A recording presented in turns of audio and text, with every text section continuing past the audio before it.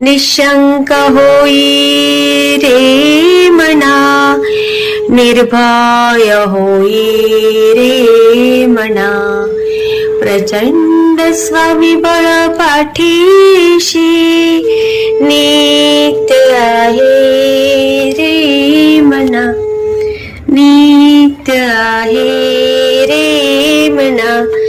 जय शिवदत्त श्री स्वामी समर्थ महाराज की. Hello. Hello. हा बोला ना ताई. ताई अनुभव शेअर करायचा होता ते. श्री स्वामी समर्थ. श्री स्वामी समर्थ. ताई कुठून बोलताय? मी नागपूरवरनं बोलते, पण नाव नाही सांगत. बरं बरं बरं सांगा. 1 वर्ष आधी केला होता ताई तुम्हाला असाच अनुभव. हो का?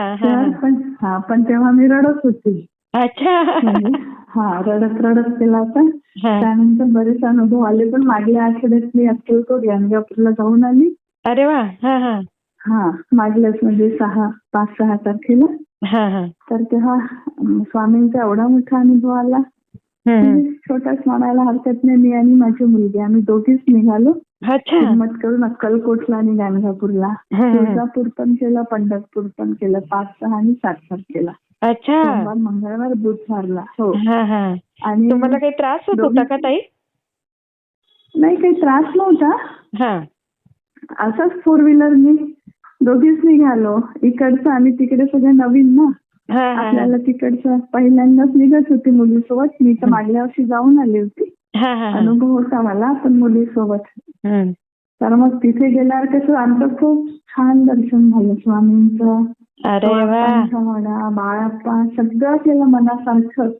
अरे वा. आणि माझ्या दीदीला इतकं समाधान झालं. पहिल्यांदाच ती बघत होती, त्यामुळे तिला खूप समाधान वाटलं. त्या दिवशी मुक्काम होता, कारण दुसऱ्या दिवशी आम्हाला गाणगापूरला जायचं होतं. तर मग त्या दिवशी काय झालं, रात्री लवकरच झोपी गेलो आम्ही, कारण सकाळी निघायचं म्हटलं दोघीच असल्याने. 6:30-7ला. पण अचानक माझं ना काही रात्री 12ला डोकं दुखायला सुरुवात झाली. अरे बापरे. आणि सोबत नेलं नव्हतं डोकं दुखायचं आपलं. कधी डिस्परीन वगैरे दुखलं की इतकं भयानक दुखतं की काय कळतच नाही. आता मग मला टेन्शन आलं की ही एकटी. ती म्हणाली आई दुखते का, मी जाऊन औषध घेऊन येते मुलासोबत. तर माझी हिंमत नव्हती होत ना. म्हटलं तिला सांगितलं मला नाही होत रे त्रास, मी कम्फर्ट आहे म्हटलं. इतकं भयानक होतं. स्वामींना म्हटलं स्वामी मी तुमच्या इथे आली आहे, मला परत इथे गाणगापूरला जायचंय म्हटलं. बाकी सगळ्यांना तुम्ही प्रसिद्धी देताल, मला फक्त डोकं दुखणं बिना औषधांनी माझं बंद झालं पाहिजे ना. बाकी सगळ्यांचा अनुभव खूप ऐकते म्हटलं, पण प्रत्यक्षात होते का हे अनुभव ऐका म्हटलं. आणि तरी खोटं नाही सांगत, एक पोझिशन घेऊन मी लोटली. आणि तेव्हा मी बाकींच्या अनुभवात ऐकत होती की प्रदीप दादा स्वप्नात येतात. माझ्या ज्ञानी म्हणे काही नाही, पण मला त्या दिवशी चक्क प्रदीप दादा 2 व्हीलरवर बसून ब्ल्यू कलरचा शर्ट घालून येताना दिसले. अरे बापरे. आणि त्यानंतर मला झोप लागली तर सकाळी उठली तरी माझं डोकं दुखणं कुठे गेलं होतं माहित नाही. अरे वा. खूप मोठी माझ्यासाठी प्रचिती. खरंच. आणि मी तेव्हाच ठरवलं की मी म्हटलंय मला अनुभव हा शेअर करायचाच आहे. शंका असते ना की सगळ्यांना खरंच आपल्याला येते का. बरोबर आहे अगदी. म्हणजे असं दुखण्याचं तरी बाकी आपण खूप अनुभवत असतो.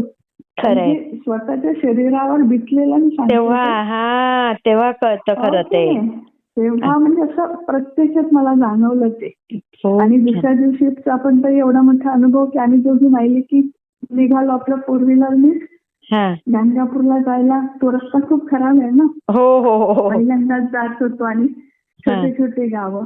आणि तिथे 2 तासात पोहोचलो. प्रवास सुखरूप झाला. पोहोचलो तिथे, सगळं केलं. म्हणजे 3 ठिकाणं केली आम्ही.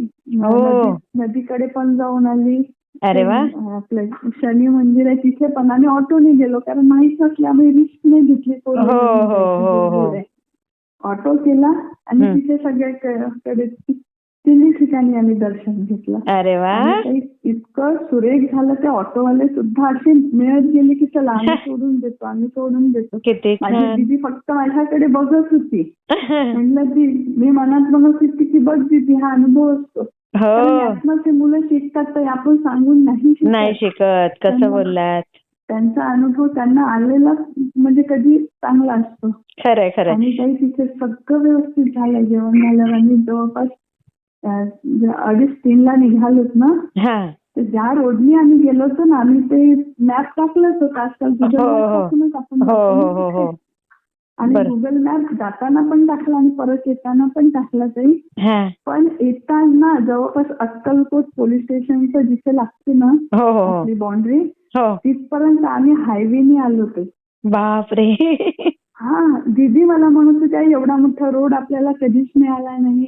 येताना किती छोटे छोटे गावं होते, किती खराब रस्ता होता आणि मोठे मोठे शहर कसे काय असेल, तो हायवे असेल, पण आपल्याला गुगल मॅपनी रोड दाखवून जवळपास कितीतरी कमी वेळात आम्ही पोहोचलो. अरे वा. अक्कलकोटच्या विषयावर आणून ठेवलं. आणि दीदी म्हणाली, आई आपण त्या रोडने गेलो होतो जाताना, पण या रोडने आपण कसं आलो म्हणून. आपण खूप मोठा अनुभव घेतला. म्हणजे तिच्या डोळ्यात पाणी येत होतं. मला तेच बघायचं असते, ही मुलांना फील कळलं पाहिजे. आणि अगदी अगदी खरं बोललात ताई. आणि तेव्हाच ते श्रद्धेने त्यांची प्रगती होते. श्रद्धेशिवाय प्रगती नाही. सांगायची आवश्यकताच नाही पडत नाही. अगदी तिकडे खेचल्या जातील आता. बरोबर बरोबर आहे मला. खरंय बरोबर आहे. आणि तिथनं दुसऱ्या दिवशी आम्ही मुक्काम केला. आम्हाला कल्पना नव्हती ना. दुसऱ्या दिवसात अक्कलकोट गाणगापूर होते, पण कल्पना नव्हती. मग आम्ही तिसऱ्या दिवशी सकाळी तुळजापूरला जायला निघालो दोघी मायलेकी, जवळपास 7-7:30ला. पण तिथे पण इतकं सुंदर दर्शन झालं आईचं. अरे वा. तुम्हाला काय. आणि असं जवळनं झालं न भूतो ना भविष्याची. मला नाही होत. म्हणजे त्यांचा शृंगार चालू होता आईचा. विड्याचे पानं लावलेले होते. माझी दीदी पण बघत होती, तिच्या हाताने ओटी भरून घेतली, सगळं तिच्याकडनं करून घेतलं. बापरे. सगळं व्यवस्थित झालं ते पण. आणि तिथनं मग आम्ही पंढरपूरला निघालो ना ताई. पंढरपूरला पण अशी एक व्यक्ती मिळाली की 15 मिनिटात दर्शन झालं ताई आमचं पंढरपूर. अरे वा. आणि ते पण मला हे माहित होतं की पहिल्यांदाच दीदी वगैरे जात होती, जाऊन आली होती आधी. पण दीदीला फक्त एवढं म्हटलं होतं, दीदी जर आपल्याला लकीली तिथे एखादा मिनिट मिळाला की तुझे हात जर माऊलीच्या पायापर्यंत पोहोचले तर तू फक्त त्यांचे पाय दाखशील. कारण आपल्यासाठी एवढे उभे राहतात म्हटलं, सगळ्यांसाठी उभेच आहेत. बरोबर. हो म्हणाली. पण काही लकीली आम्हाला दोघी मायलेकींना 2-2, 3-3 मिनिटं तिथे त्या व्यक्तीला उभं राहायला मिळालं. किती छान. भाग्यवान त्यांचे. हो ना. म्हणजे आधी मला विश्वास नाही बसत आहे. म्हटलं हा अनुभव मी पहिले शेअर करते. खरंच ताई. अजून तुम्हाला स्वामी खूप छान छान अनुभव देतील बघा. हो, माझं एवढंच म्हणणं आहे, माझे मुलं बाळ चांगला मार्गी लागो, चांगलं त्यांना मार्ग मिळत जावा. हो. सगळं चांगलं होणारच ताई. खूप छान. मी शेअर करते. होता पण खूप मोठा होता. खरंच मोठा आहे. अनुभव घेतला. खरंय. ठीक आहे ते. थँक्यू. जय श्री स्वामी समर्थ. श्री स्वामी समर्थ ताई. तुमच्यामुळेच मी या सेवेत आली बरं. बघून मला काही कल्पना नव्हती. 1.5 वर्ष झाले मी आली स्वामी कसे. हो ना. आणि तेव्हापासून खूप हिंमत आली. म्हणजे माझं मन खूप पक्क केलं म्हणा. नाही, खूप छान केलं. जखम राहणारच आहे, पण बाकी खूप स्ट्रॉंग केलं त्यांनी.